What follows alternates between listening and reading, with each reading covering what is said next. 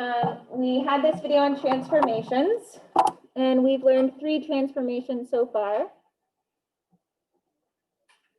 And you can use your materials tomorrow, so I would think a paper like this would be helpful.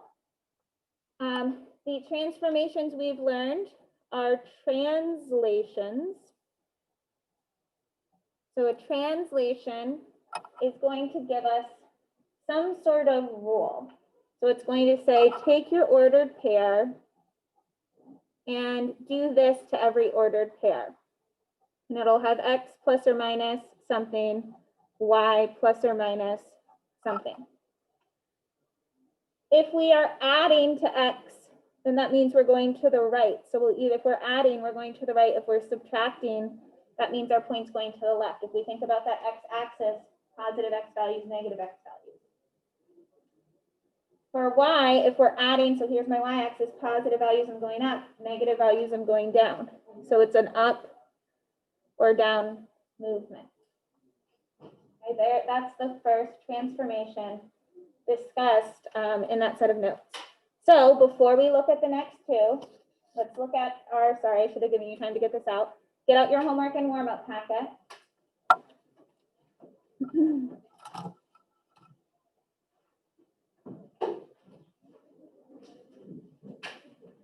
And find the warm-up transformations page.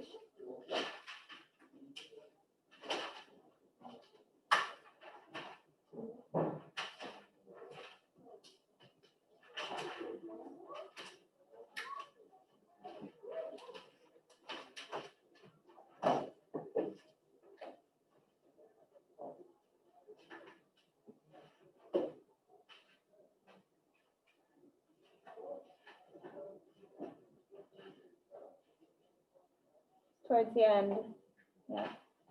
So our first one on here is a translation. So here's just an example of what that looks like. I have this shape. Now remember, my original shape is called my pre-image. Okay, and my pre-image is marked with just regular points. So I have K, J, I, and L. And it says for every ordered pair, add 3 to X, and then Y will stay the same. So Y just being there means I'm not going to move up, down at all. So adding 3 means positive means I'm going to the right 3. So when I drew in this rule, meaning this is either going to shift everything left or right, in this case to the right because it's positive. And if there had been something attached to the Y, it's either going to shift it up or down, but there's nothing there. So for my transformation or my translations, I don't need to write down all these points and rewrite them like we do for other ones. I can just do that movement. So from J, my new point would be 3 to the left, sorry, 3 to the right. So I'm going to go 1, 2, 3 to the right. And I mark that new point with a prime mark. So there's J prime. This ordered pair, X went to the right 3, Y did not change. And I will do the same for all ordered pairs. So for this ordered pair, X, I go to the right 3, no change on Y. I prime. For L, I go to the right 3, no up down movement, there's L prime. Okay, I'm going to the right 3, there's K prime. And I connect my new points. And a transformation just means I'm moving the shape. So I've shifted the shape over 3 on the x-axis, okay? Meaning any transformation, a reflection, I'm moving that shape. A rotation, I'm moving that shape somehow, okay? For this, we're either going left, right, up, down, or maybe both. Okay, those are our translations. Let's look at the homework you should have done yesterday. So flip this back 1 page. There's one that I've already done, so we won't do it together. Okay, but on number 3 is a translation. In this translation, it said take X and Y and keep X the same, move Y down 1. So for all of these points, all I did was go down 1 and make a new point. So T went down 1 point, Q and R, and I drew in my new shape. Okay, so I'm just following whatever rule it gives me That's what I do for each point. And it'll give me a left, right, up, down movement. Those are our translations. Then we had reflections. And there's two ways that we could reflect a shape. Reflections. We could reflect it over the x-axis or over the y-axis. It's the only type of reflections we're going to see, a flip over x or a flip over y. For reflections and rotations, did you find it, Jaden? I think so, yeah. You think? Okay. You had it. It was the one with the shapes on the front. Oh, It's in that one. It's just towards the back. I got it. Has like a rectangle on the front, asks you to find area. I saw you had the front page. If I reflect over the x-axis for every ordered pair that I have, I'm going to rewrite it and make y the opposite of whatever originally was. Okay, so all my y values will flip signs. If I reflect over the y-axis, my x value will flip signs on me.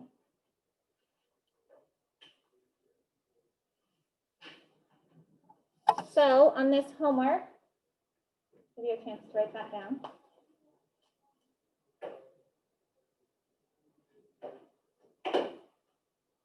I had done the first one on this homework, which was a reflection. And so what I want you to do with reflections and rotations is I want you to write all your original points. So right here are my original points. I have point I, point J, and point H right here. And then I rewrite my points following that rule. So remember my rule, because it's over the y-axis, is that x is going to become opposite. So you'll notice I have the exact same points written, except I've made my x values negative. 0, I can't change the sign value of. Okay, so I've rewritten my points. And then I plot my new points. And it should look like a reflection. A reflection is a flip. So it says reflect over the y-axis. Here's the y-axis right there.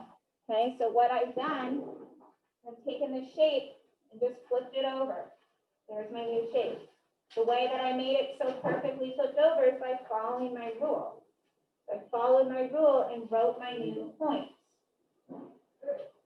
We're going to do a couple of these together.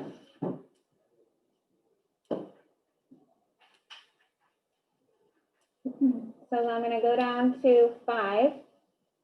Again, this is over the y-axis again. So I use my rule, so I write down y-axis, this is what I'm going to do. Okay, I'm pulling that right from the piece of paper we just wrote our rule on. And I have 3 points, M, L, and N. Point M is at 0, 4. Point L is at 4, 3. And N is at 1, negative 1. I'm just writing my original points. That's my pre-image. Now I'm going to draw my new, what we call just the image. When I write those points, I write a prime mark. So I'm going to have M prime, L prime, N prime. M prime, taking my ordered pair, making it negative xy. Well, x is 0 here, so nothing's going to change. It's still just going to be at 0, 4. Okay, I can't make 0 negative 0. For L, I'm going to take my ordered pair and make it negative xy. So this is going to become what? L prime would be what point? Negative 4, 3, exactly. Flipping that x value. Same thing with N. I'm going to follow my rule, flip that x value around, and my new point N prime is going to be negative 1, negative 1. Here are my new points. I followed my rule. I'm now going to plot my new points. 0, 4, there's M prime. Negative 4, 3, L prime. Negative, negative, N prime.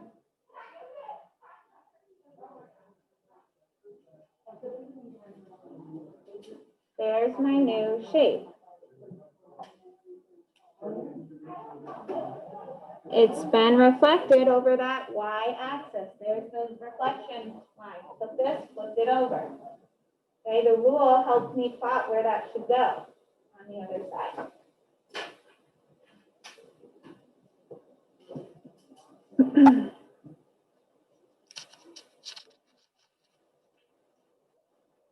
Okay.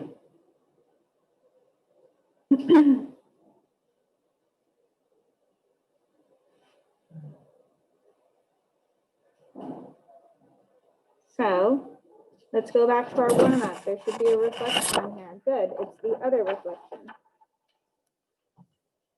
So on our warm-up, here's my notes for the rules I have. So I have to pay attention to which one it says. It says, please, you do a reflection over the x-axis.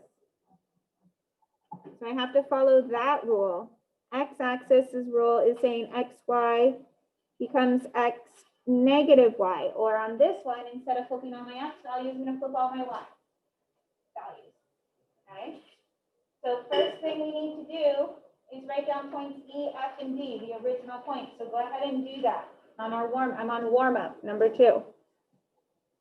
E, F, and D, what are our original points?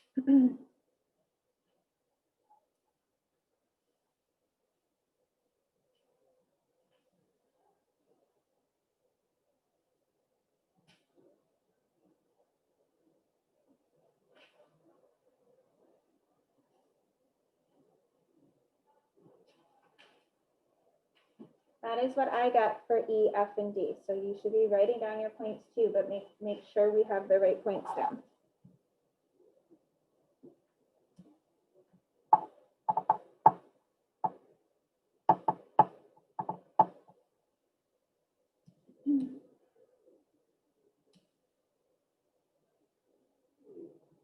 Okay. Now this time we're reflecting over the x-axis. We're reflecting over this line. So this shape is going to flip over like that. Boom to boom. Okay. We do that by rewriting our points and following our rules. So we'll have E prime, F prime, D prime. And yes, you need the little prime symbol. You have to differentiate between which shape is which. Using that rule, what would E prime be? Negative 4, negative 1. So my x value will stay the same, and I'll take the opposite y value. What would F prime be? 0, positive 3. What would D prime be? Yeah. Only thing that changed were my y values.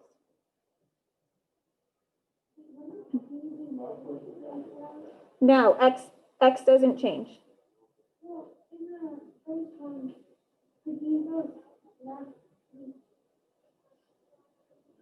Oh, because my point's wrong to begin with. Yeah, it should be negative 3, negative 4. Yes. My point was wrong to begin with, so I didn't change that. Yeah, thank you. You could have yelled at me way back then. So now let's plot our new points. So E prime is at 4, negative 1. This one's going to feel a little funny because it goes to 2 different quadrants. F prime is at 0, positive 3. And D prime is at negative 3, positive 4. Draw in my new shape. There's my flipping over of that yellow line.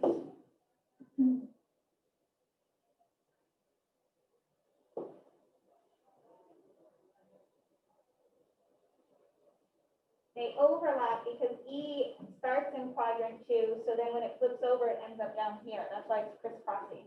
And these are in quadrant 3, so when they flip over, they end up here. Okay, it's flipping over this line. So it depends on if it's above or below that line to begin with. If it's above the line, it'll now be below. If It was below the line and now be above. That's why it's kind of doing that crossover for that shape. Okay. And now the tricky ones. And I noticed there's like a ton of 90-degree rotations on here, which is probably because 90 is harder than 180. But I got to make sure we have a 180 on here somewhere. Our last rotation, or our last transformation is our rotations. And for rotations, we're only going to look at two, 90-degree counterclockwise rotation and 180-degree counterclockwise rotation.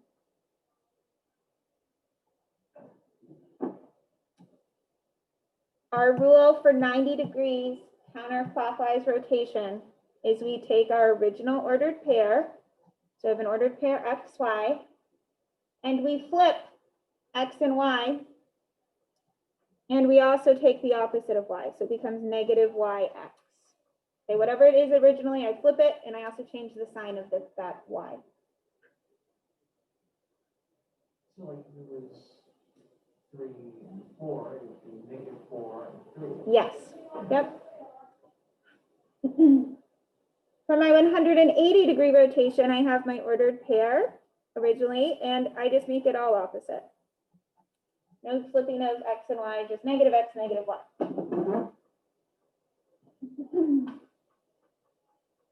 Rotations are the ones that really rely on you writing down the ordered pairs.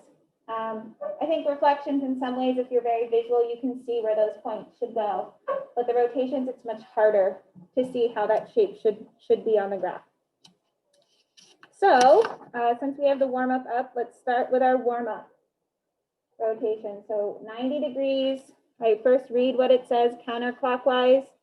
And then what I do is I always write down the rule I should be following for that at the top. And I need to write all my points. So I have I, J, K, and I think that's an H.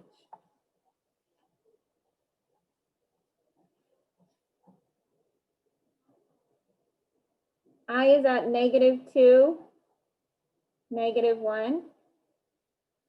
J is at 0, -1. K is at 3, 0. And H is at 0, -4. Did I do it right that time? No? Yeah, good. So then I'm going to have new points, I prime, J prime, K prime, H prime. I have new points following this rule. So -2, -1 would become what? 1, Good. 1, -2. What I did there is I flipped them and then took the opposite of that initial y value. Now our x value. On J, we're going to flip them. Take the opposite of that would give me 1, 0. Now I'll flip these. There's no such thing as -0, so it'll just be 0, 3. And what would H prime be? And you got to trust the process. You have to trust the rule when you graph this. So many kids like start it and erase it and start it and erase it because it feels weird when you're graphing it. Trust it. So unless you wrote one of your points down wrong originally or you rewrote it wrong, see what it kind of shakes out as. So, and I'll show you how you can kind of check to make yourself feel better in the end. So 1, -2 is going to be I prime. 1, 0, J prime. 0, 3, K prime. And 4, 0, H prime. And I connect them. You're kind of like, I have no idea if I did that right. One thing you should be looking for is it should look like it's the same shape, right? Now we're going counterclockwise, which means this shape's going this way. Looks like it went that way, so that's a good sign.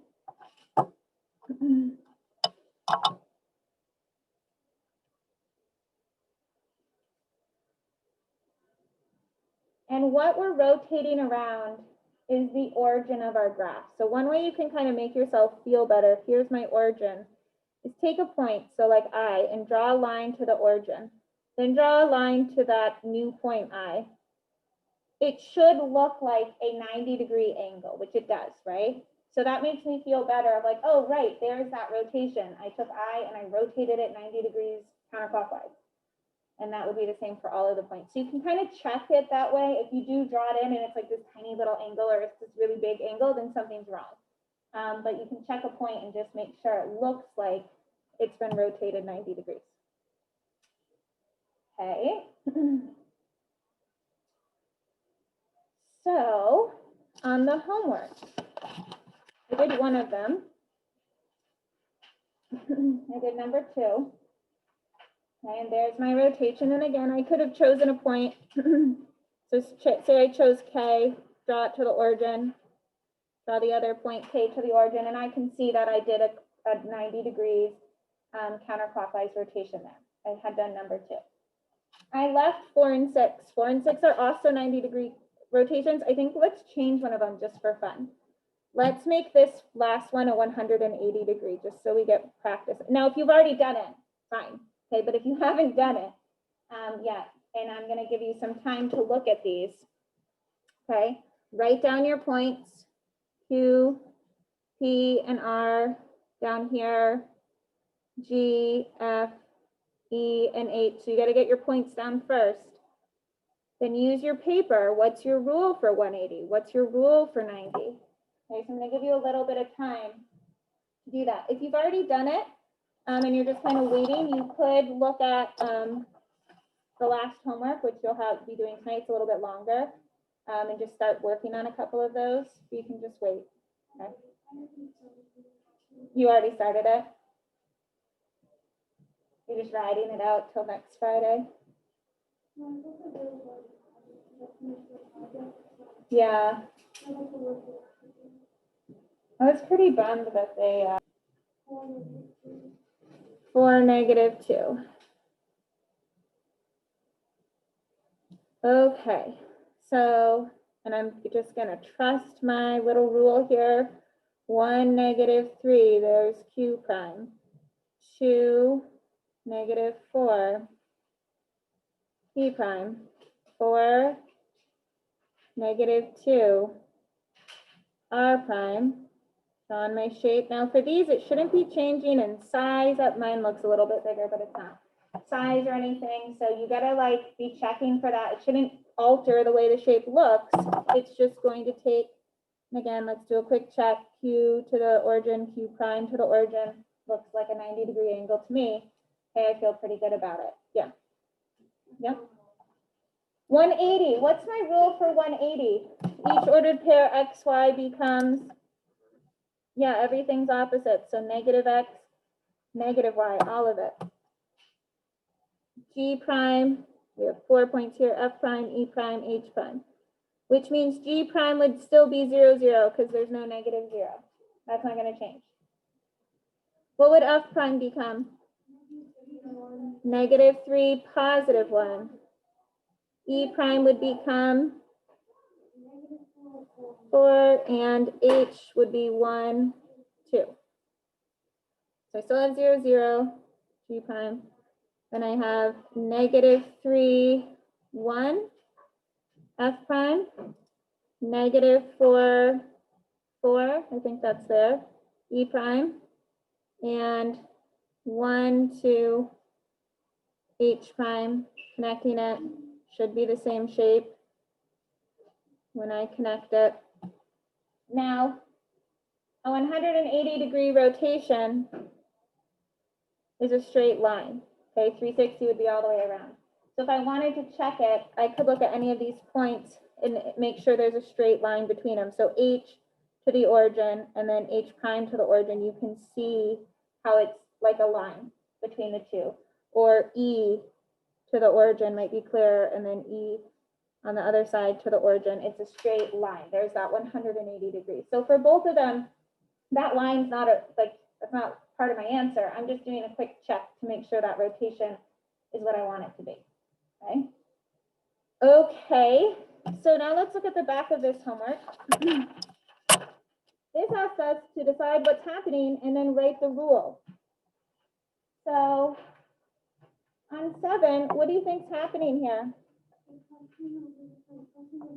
Yeah, this is being reflected over the y-axis. Okay, this shape is flipped over the y-axis, not the x-axis, y-axis. And so then we would write our rule for that. Okay, so this is going to be on our quiz as well. So like, what is it? Well, it's being reflected. This is the rule that you use to reflect over the y-axis.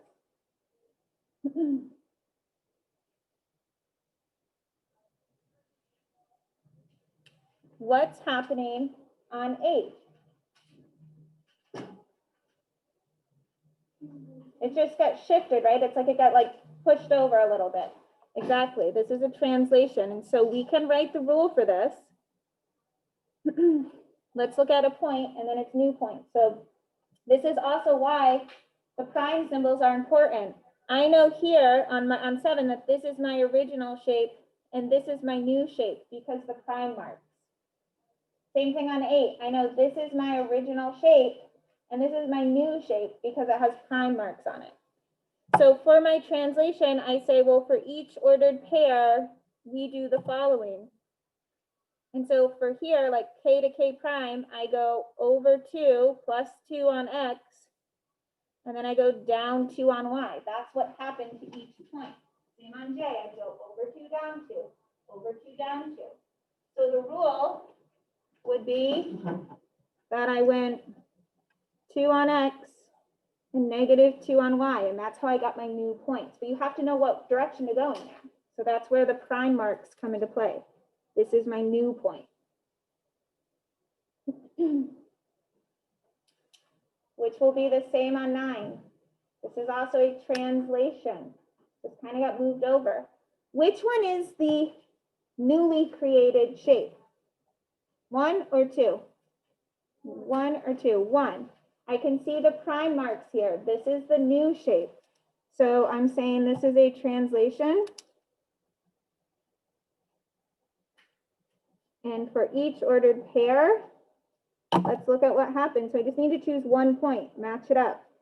So I don't go anywhere up, down. I just shifted 3 backwards, which is x. So I went to the left 3. And then y stayed the same. I didn't go up, down at all. What happened on 10? It was, yeah, reflected over this axis. Reflected, reflect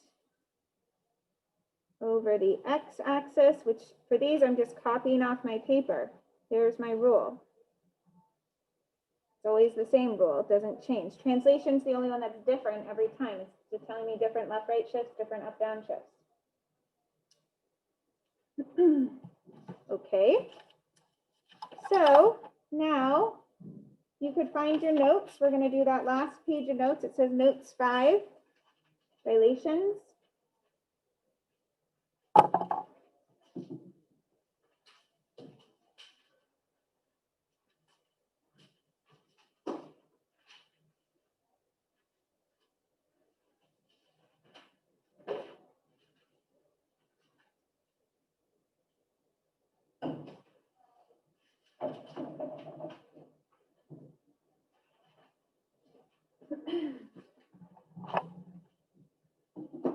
So a dilation is just like what it sounds like.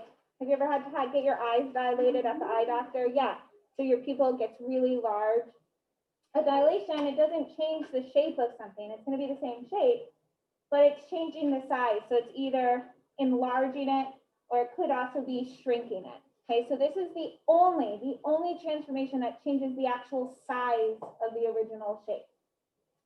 And it tells us what, if it's shrinking or if it's growing and by what scale. Really, it's like proportional figures when we did similar figures. It's giving us a scale factor. So the scale factor is written image, pre-image, which means this is going to be the new shape. compared to the original shape. So it's a little bit backwards in terms of how it's drawn. Like I'm going to be given this. This is my new one. That's how my scale is written. So if the new one is a smaller number than the old one, then it's been shrunk. So it gives us an example here. It says if the scale factor is less than 1, so for example, 1/2, 2/3, okay, 1 to 2, 2 to 3, then it's making the shape smaller, or it's shrinking it down. Like, honey, I shrunk the kids. Yeah. It's like, honey, I blew up the kids if the scale factor is greater than 1. So if our scale factor is less than 1 versus greater than 1, this is going to become larger.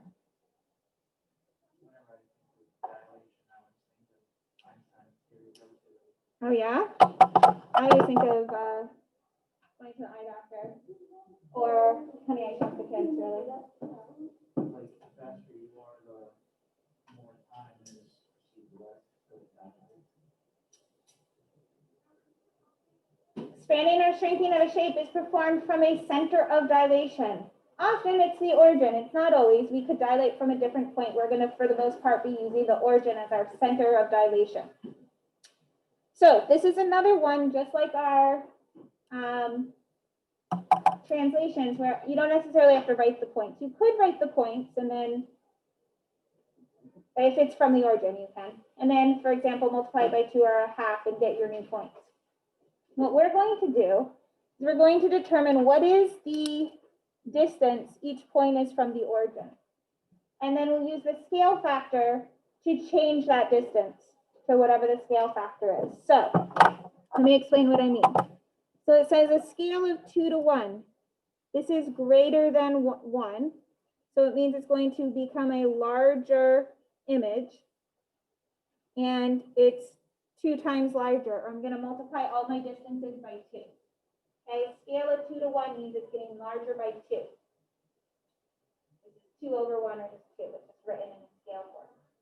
So to do this, I look at the distance to r. So to get to r, I go up 2 over 1. That's my distance, 2 over 1 to get to r. So to get to my new point r prime, I'll just double that. So I'll follow the same path, but instead of going up 2, I'll go up 4 and over 2. And that will give me r prime, okay? So that the distance from the center has now doubled. Okay, that's the dilation. It's 2 times the distance of the original. 1, 2. Same thing for Q. And so I could have gone on a different path. Like I could have gone 1, 2. I just follow the same. Whatever I did, I do the same. I trace the same steps. So to get to Q, maybe I go over 2, down 1. So to get to Q prime from the center, right, from this center, that's where I'm starting from, I'm going to go over how much? What's my new path going to be? 4 and down 2, double both. There's Q prime. To get to S, I just need to go down 2. So doubling that from the center, I'll go down 4. There's S prime, and I draw in my shape, and it's enlarged that initial image, and it's enlarged around that center. So here's the center image, and then whoop, I 2 times the scale of the original. That's the dilation. That's where it's growing around. Okay.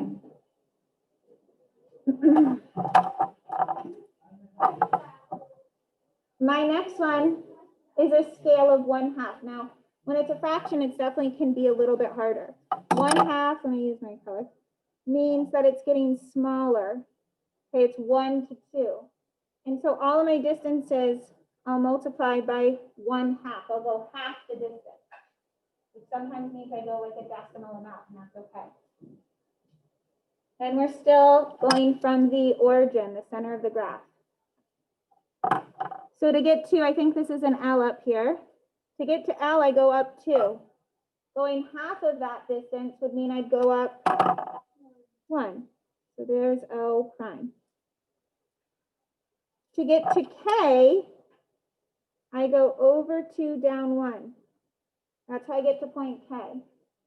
If I go half of both those distances, now I'll go over 1, down half. So I'll kind of just guess where half is. There's where K prime is. So definitely with a fraction, you gotta think a little bit more. Halving those distances, I'm kind of floating there between 0 and 1. To get to M, I'd go 1, 1. So for M prime, I'll go half, half. And taking half of all my distances. So half, half, I'm like floating in this box. There's M prime. And that image has shrunk around the center. Okay, and again, using the scale factor, I'm just changing the distance I'm traveling from that dilation point. Flip this. Let's do another fraction, but let's do one that, well, they're both fractions. We'll just do them both together. You'll get practice on your review. Is this getting smaller or larger? Smaller, because 1/4 is less than 1. So I know it should shrink or get smaller. And I know 1 to 4 means I'm multiplying all my distances by 1/4. So it's going to be very small compared to my original one. Multiplying all my distances by 1/4. So from the origin to get to H, I go up 2, over 2, 2, 2. What's 1/4 of 2? What's 1/2 of 2? Yes, 0.5, exactly. So what I'm really doing here is I'm saying 2 times 1/4, which 2 is 2 over 1, gives me 2/4 or 1/2. Okay, so for all my distances, it's a multiple. It's 1/4 of it. So instead of going 2, 2, I need to go 1/4 of it, which is 1/2, 1/2. There's my new point. Okay. 1/2, 1/2, I'm here. H prime. And sometimes I write, one way that you could write it out is this. Like instead of writing the points, I go from the origin, I go to 2. So then underneath it, I can say, so H prime, I go 1/2, 1/2. Like if that helps you at all in years past, where we spent a lot more time here and look at some more complicated ones, we just kind of draw out the path and draw out what our new path would be, and then plot it in, whatever works. So for G, this one's going to be tricky, so I'll write this. G from the origin, going over 3 and not down at all. So my new point, G prime, would be 3 times 1/4. What does that mean? What's it going to be? No, not quite that big. 3 times 1/4, that 3 is just going to pop into the numerator. 3/4. I'm going 3/4 over. It's going to be like estimating where that point's going to be. Not quite at 1. There's G prime. To get to F, from the origin, I'd go over 3, down 2. Over 3, down 2. So now I need to take 1/4 of both of those, which would give me F prime being 3/4 down 2/4 or 1/2. Okay, see how this is tricky with fractions? 3/4, 2/4 or 1/2. So 3/4, 1/2, maybe F prime's here. This one's especially tricky because it's just so tiny, and 1/4 is making it trickier. For I, from the origin, I go 1. I could go 1, 1, 1, 1, 1, 1, which means for I prime, I would go from the origin, what?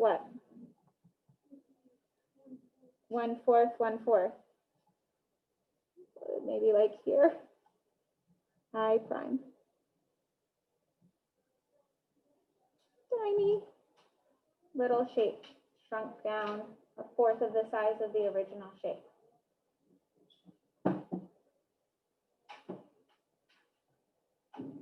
And I mean, honestly, I'm not going to give you something quite that involved on your quiz where you really, really need to worry about the fraction. The fractions will be there, and certainly like 0.5s, that's doable. All of it is doable. You just need to think through what does it really mean. The next one is a fraction as well, and it's a challenge problem for us. It gives us a different center. So all the other ones we were going from the origin. This is saying shrink or enlarge it around this point, 1, -1. So now we're taking distances from here, not from the middle of the graph. We're going from there instead. So this is a little bit of a trick question that I'm going to ask you. Is this getting larger or smaller? Larger, because 3/2 is bigger than 1. This is getting larger. We're going to enlarge it by 3/2 or by 1.5. And we're going from this point. So from this point to get to C, we go 1, 2, up 3. So let me write it out. From C, from the point we drew in, we go up 3. C prime, we're going to go up 3 times 3/2. What's 3 times 3/2, you may ask? That's really tiny. Yeah, 3 times 3/2, that 3 goes in the numerator. So it's going to become 3 times 3 or 9/2. What's 9/2? 4.5. Okay, this is up 4.5. So I'm going to, from this point, go up 4.5. C prime.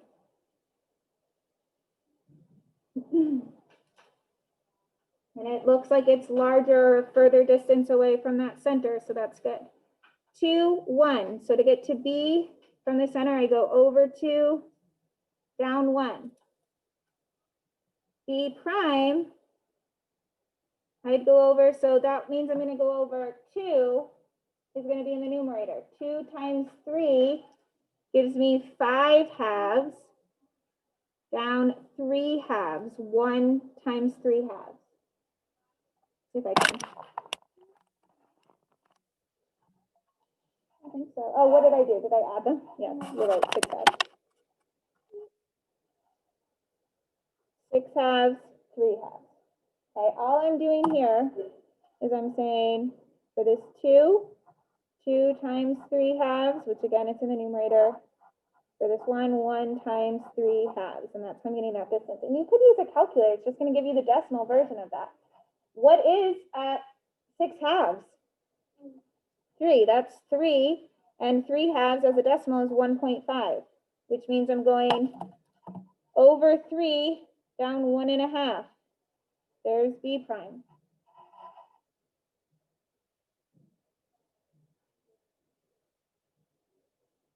And then start relying on some math you've already done. So for E, from the center, maybe I go back 3, down 1. We've already looked at both those distances. 3 became 4.5. Okay, 3 became 4.5. So I can go over 4.5, and 1 times 3/2 was 1.5 down. I'm going to go over 4.5, 1.5, floating in a box there, E prime.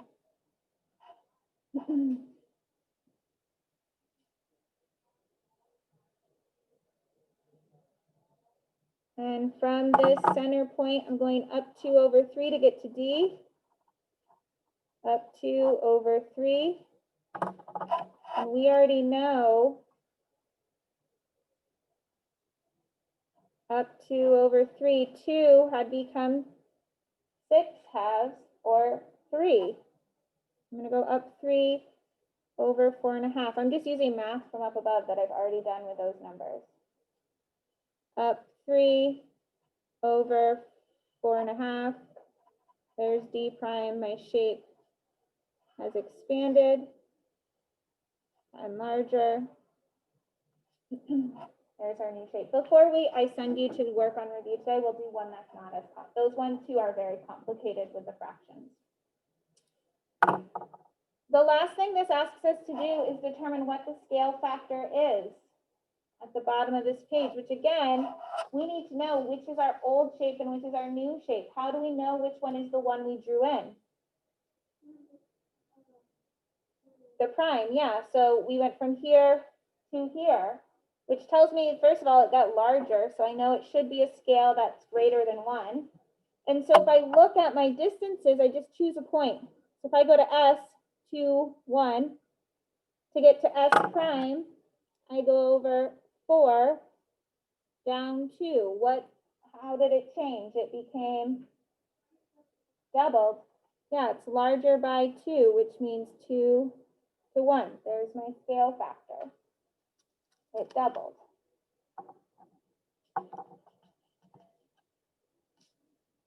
I even want to talk about this one. Let's not even talk about this one because I think it'll confuse you and we don't need it. Okay.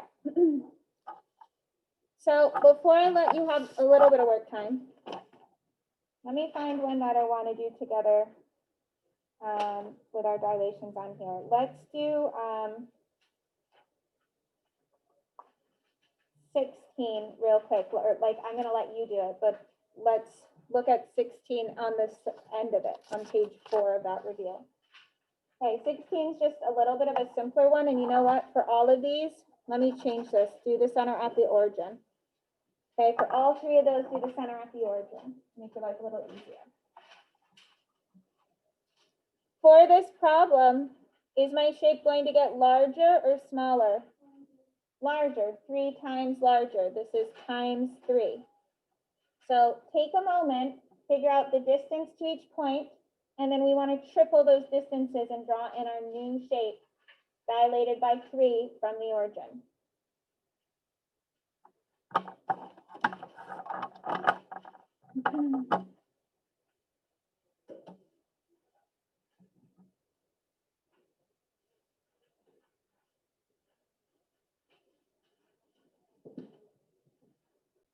So all I need to do is, instead of going 1, 1, I'll go what? 3, 3, right? Triple both of them. So I'll go over 3, up 3. There's T prime. For S, I go, instead of going 1, 1, I'll go 3, 3, S prime. Instead of going 1, 1, I'll go 3, 3, D prime. My new shape. Okay. Dilated from the origin point. So basically this distance has now tripled. This distance now tripled. This distance now tripled out. Okay. And I think let's change 17. And obviously if those who don't watch this video won't change it, but let's change that to a scale of 1/2 as well. I think 3/2 just overcomplicates a lot of things. Okay, so both of the other 2s are scales of 1/2. Change that 17. So now you have a little bit of time, 8 minutes or so before class is over, to start working on this review. Okay, this is your goal tonight, is to go through all of this so you're ready for a quiz on transformations tomorrow. You can use your resources. So the more notes you have, having this sheet that we wrote down the rules. Dilations don't really have a rule, but you can look at your dilation notes for those. Okay, that's the plan.